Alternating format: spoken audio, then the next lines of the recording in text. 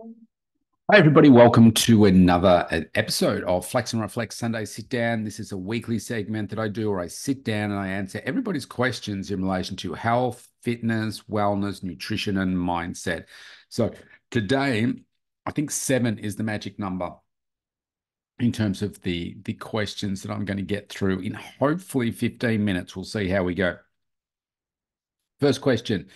How can you maintain motivation and mental toughness during long-term fitness journeys when results seem slow? Good question. What you need to do is always attach what it is that you're doing to something bigger. And if you listen to the Mental Toughness and Body Show or any of my Rob Evans 365 episodes, you'll hear me talk about this quite a bit. What I see holds most people back in their journeys is that they don't have a clear goal of exactly what it is that they want. For most people, it's like a number on the scales, or it's achieving a certain look or something like that. Now, I say that's only really skin deep. You've got to go much, much deeper than that. I think I spoke about this last week, but you've got to go really deep to understand what it is that you're looking to achieve. So for me, I've been training for 36 years now. Is my goal the same now as it was when I started? No. And what you have to do is you have to change. Like I met Tom Brady, and so Tom Brady, 20-year history, like the best that's ever lived in quarterbacks. His results don't lie, and you hear him talk about, and you can watch plenty of videos and watch The Dynasty on Apple TV. It's great. And you can hear him talk about like things changed for him. Like when he was early on in his career, he was different to where he was at the end. Way more mature, smarter thinker, but he still had this unrelenting work ethic and what it was that he was really working towards. But in the end, the goal is different for that seventh ring as it was for the first one. And that's got to be the same for you. You've got to work out what that is. For me personally, it was about aesthetics first, and then I realized that that had a big impact on my mindset, my self-image, my self-confidence, and then it's kind of extended to there where it is now 36 years later. Aesthetics still plays a part. When I started, though, the scales was a big one because I wanted to put on like a kilo or more a week. That was my goal. I wanted to put that much on in terms of muscle, but obviously there was body fat going on there as well. So I was just having a massive amount of intake, food intake, and so forth. But I just love that. Now I rarely, maybe 3 times a year, I might jump on the scales, but it's not that part's not important because if I get the other things right that are important to me, being consistent with my training and setting some goals for myself through there about my strength training, for instance, like making sure that I am my strength improvements, I mean, in my strength training, it's about, okay, well, I've lifted this much this week. All right, I want to go that maybe 250 grams minimum on my next program. And there are also phases to my cycling in terms of cycling my training throughout the year. So, like right now, for instance, I'm really in a bit of a maintenance mode. So I'm making sure that I'm nurturing my body. I'm still pushing my muscles. I'm still getting a good pump, but it's really about maintenance for me at this particular point in the year. So I think when you're on this long term, when you say long term fitness journey, it's really about a lifetime fitness journey. You've got to find those goals that suit you where you are in your life, and then what is really important for you now, and then what do you want next? What's that next thing? And just be creative about what it is that you want. Maybe there's a certain look, maybe it's a certain size of clothes, maybe if you're on a weight loss journey, maybe it's around focusing on losing centimeters, getting stronger, getting those healthy habits so that it does become a lifestyle for you rather than being just about the numbers, because that is going to fail at some point. I could talk about this one for hours. So let's move on to the second one. How do you balance self-compassion and pushing yourself to achieve more in your personal and professional life? Well, I don't think anyone's harder on you than you're going to be on yourself. And I'm very hard on myself. I'm constantly looking to push myself to that next level, pushing more and more and more. being more effective with my days, being more productive with what it is that I do so I can get more done. Because it's like, what's next? What's that next thing that I can be doing, I should be doing to ensure that I'm always moving up that success ladder for myself. So, in terms of self-compassion, for me, honestly, it doesn't really come into it that often. There will be days. So a few weeks ago, I did a story on, well, it aired on 60 Minutes. I did the filming a few weeks before that. And I know that when I do these heavy types of stories for national press or national TV, because these ones have been about my daughter and the loss of her life. I know that within 24 to 48 hours after they air, it lands on me quite heavily.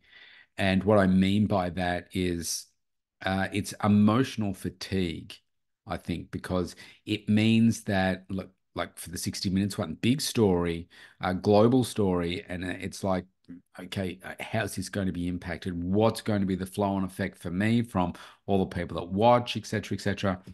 And so it wasn't 24 hours. Well, actually, yeah. So it aired on the Sunday night. Monday, I was good. Tuesday, bang, I hit the wall, and it really wiped me. And so what I know in those moments is that this is where the self-compassion part comes in, where I say to myself, okay, do you know what? You knew it was going to come. Be kind to yourself. These are some days where I'm just not going to push as hard as I otherwise would. And if I need to take a rest because I'm like physically exhausted, then I will do that and try not to beat myself up. It's still very hard, but I still want to keep pushing.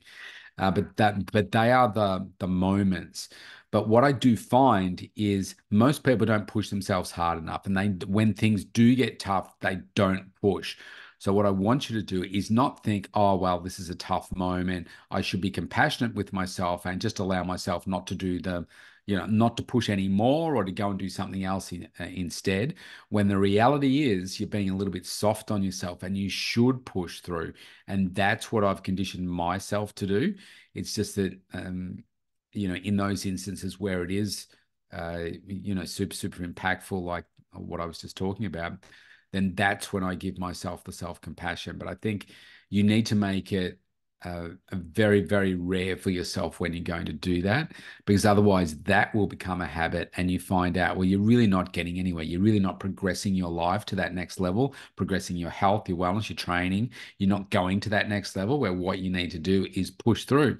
It's like you want to do 12 bicep curls, for instance, and you get to that eighth one. It's like the burn is so intense that you're like, man, I can't go through it anymore, because you give up because you don't want to feel that pain anymore. But if you actually push through another one and then another one and another one and another one, that's where the growth occurs. And it's the same with our mindset, where like as a species, it's easy for us to move ourselves out of pain and more towards something that's easier than stay in that pain or push more into that pain. But the reality is, just like the bicep curl, the growth for us personally happens in the pain, pushing into the pain, and then after the pain comes, that's when you get the growth. So that's the thing to keep in mind. Number three, what are some innovative ways to incorporate more plant-based foods into our diets without sacrificing taste or convenience? Well, it's a good question. I think a lot of people attach, say, vegetables. I don't eat vegetables. I don't eat vegetables. What I would say is I don't like them. They say I don't like the taste. I say, well, you just haven't become creative enough, or researched some recipes or some very simple things that you can do to dramatically change the flavor of vegetables. Because let's face it, we all love flavor. And here comes my cat Whiskers. Oh, Whiskers, what's wrong? He's meowing right here. Come on, sit down. Sit down. Good boy. Um, and so if we all like flavor, so if you find the flavor to put on the vegetables, that was his tail, then you're going to enjoy it. So it might be as simple as, say, grabbing some vegetables, sticking them in the wok with a bit of, say, sesame oil, and all of a sudden the flavor of that sesame oil comes through and they feel fantastic. Or you put a little bit of like an Asian style sauce or something like that, a bit of hoisin sauce, some sweet chili sauce, some soy sauce, tossing it through some vegetables. And all of a sudden, you go from not really liking them to absolutely loving them. He's smooching the microphone. So it can be as simple as that. So that's one way to do it. Another way is, I mean, it's winter here at the time of recording this. Doing some soups and things like that, and whether you blend them all up or whether you have them, whole and crunchy. I mean, that's a way to easily do it. I have smoothies, one or two a day, as snacks, and that's another great way to get in some plant-based food. Some people like the green ones. Uh, I'd rather eat green things than drink green things, but um, that's another great way to do it. If you are feeling really lazy, the old your V8 juices, the original one, which is, I think it's tomato, carrot, and celery. Every glass, you get 3 serves of vegetables. So there's another way to do it. They have some other ones as well, but I think that's the one that's got the most vegetables in it. So I think just play around with the flavors in what you add to the vegetables, and that can make the world of difference. All right, next question. How can you effectively measure progress in fitness beyond just looking at the scales? Well, that's what I was just talking about before. So here, I think, again, it's important to work out. So what are you working towards? And if it is a weight loss journey, then obviously, the scales may be an important factor in that, but there can be other measures. So it can, like I said before, could be a size of clothes. It could be centimeters lost. It could be strength gains. It could be a cardiovascular fitness. So what I do with my clients is I do a fitness assessment with them when they first come in, and that has 5 different elements to strength tests. So I won't go through them, but I mean, just be very simple about it and say, okay, well, how many crunches or sit-ups can I do in 1 minute? How many push-ups can I do in a minute? How many squats can I do in a minute? That kind of stuff. And then I do their measurements and all that kind of stuff as well. Another one might be the cardiovascular test. So maybe you say, okay, I'm going to set a timer to go around the block or a certain distance as fast as I can. So that may be just walking, it may be jogging, it may be running, whatever you can do. And that gives you an idea of your cardiovascular fitness. And then do that every 4 weeks and see how you progress. That's a really simple one. In the gym, it might be a case of, okay, so this week I started a new client and she started on the leg press at 20 kilos. Now I said to her, before you know it, I'll have you doing 80. And she just laughed. And I said, you'll be surprised. And her first set, she was really shaky doing 20 kilos, but 20 kilos isn't a lot of weight. By the third set, she was like going much deeper. She was very confident, and I know I'll put her up to 30 kilos on the next time she does that exercise.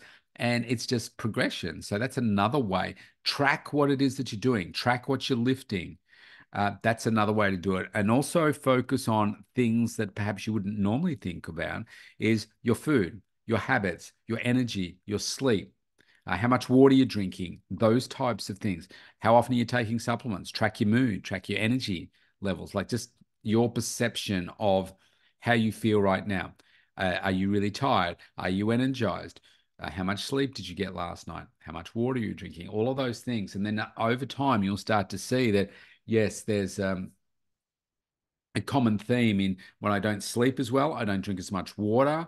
I don't eat my meals. I don't do my workout. I don't do my 10,000 steps or however many steps you're doing. Then I don't perform as well. I don't feel as well, and I'm not as strong in the gym. So there's just a few different ways that you can do that. Next question, number 5. How important is it to have a training partner or community, and how can you find the right fit for your goals? Well, it's a good question. I think in a perfect world, I think we'd probably all do better if we had somebody there pushing us to that next level, which is why people come to see me.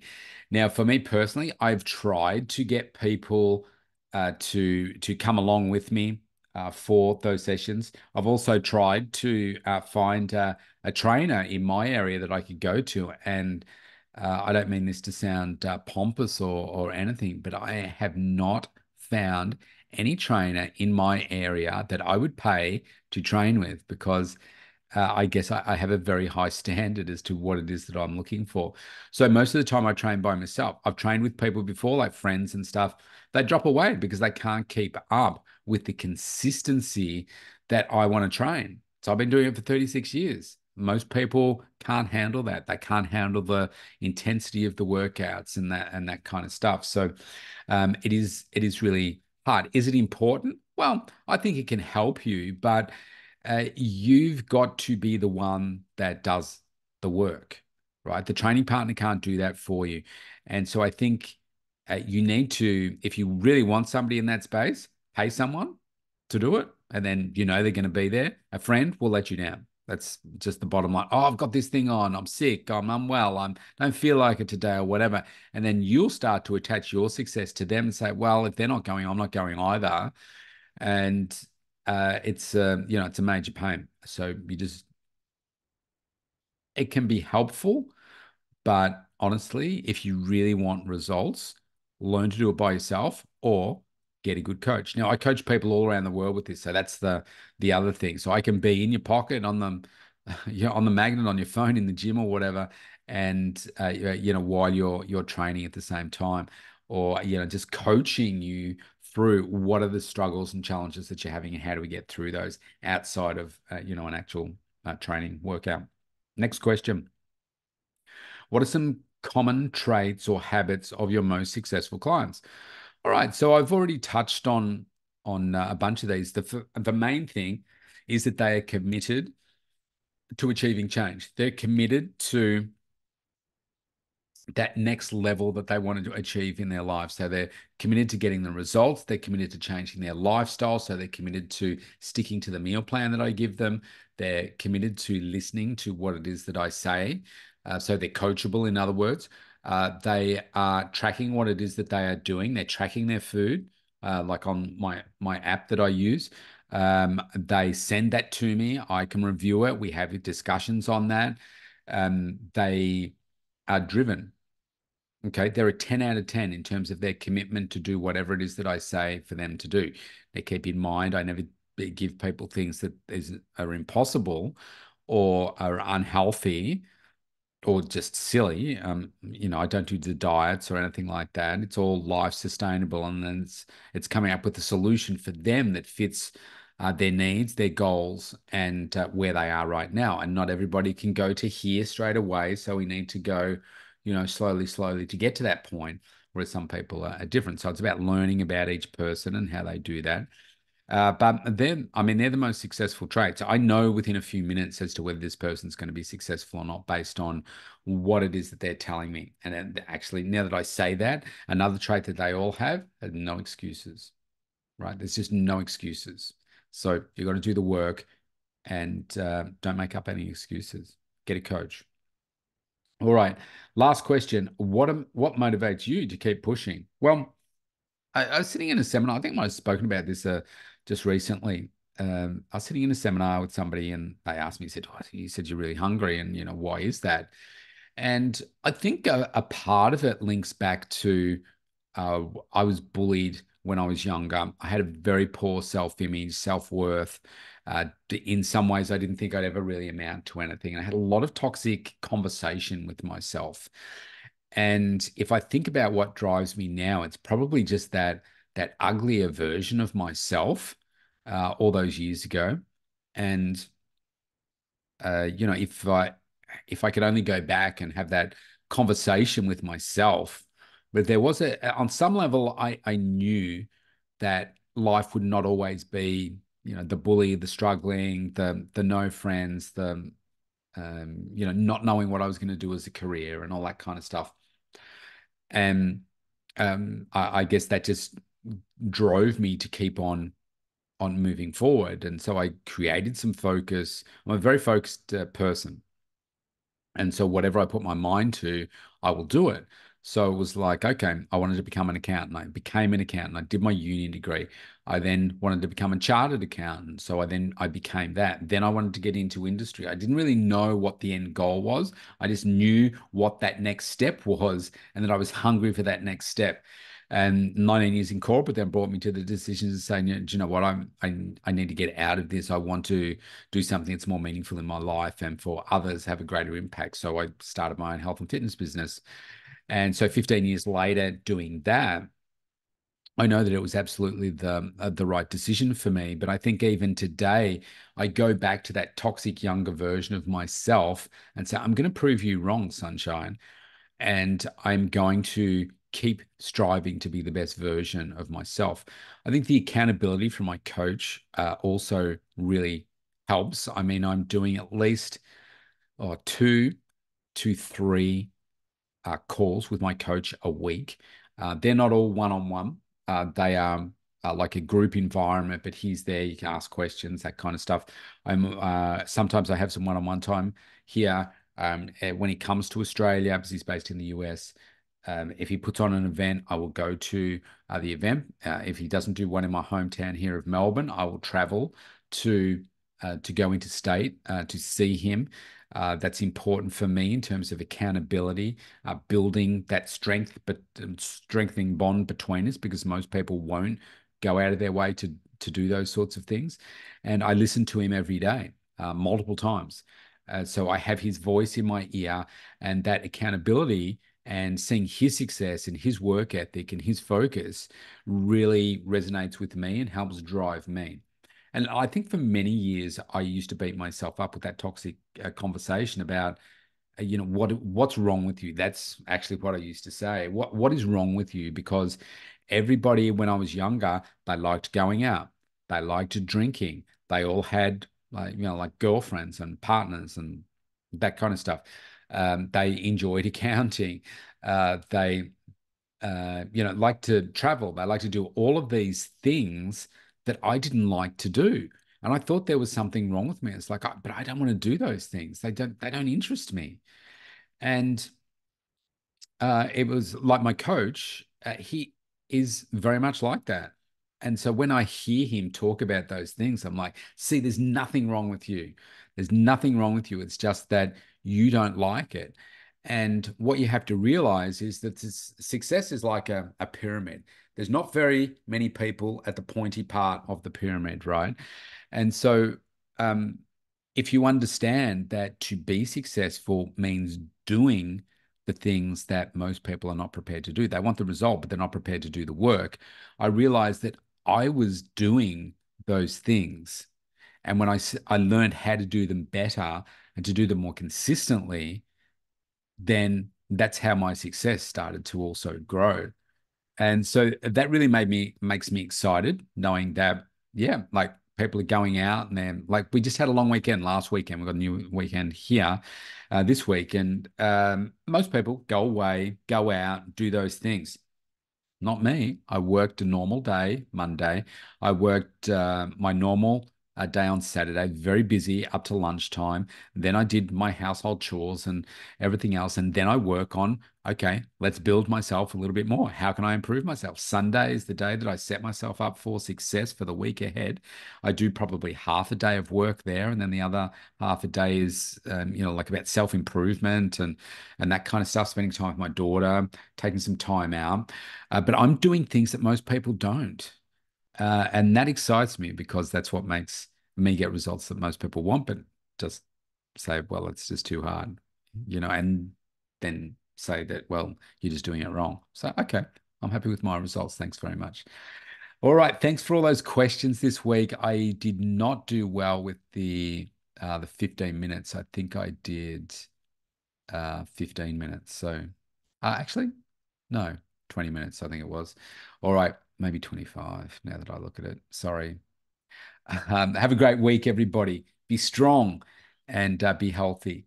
Use today, if you're listening to this on Sunday, set today up for success for the rest of the week, right? Use today, do your meal prepping and get ready and be focused. And if you want to stay tuned with me through the week, I do 2 podcasts. Rob Evans 365 is one of them. And that's the one I started first. I've done a couple of thousand episodes of that, and I'm not joking. And then the other one is Mental Toughness and Body Show. I've done about 12, almost 1,300 episodes there. They're available for free on Spotify, Apple, wherever you get your podcast for. Just search for that, and then I do 2 a day, right? So I will always be in your ear if you want me to be. All right, I'll see you next week.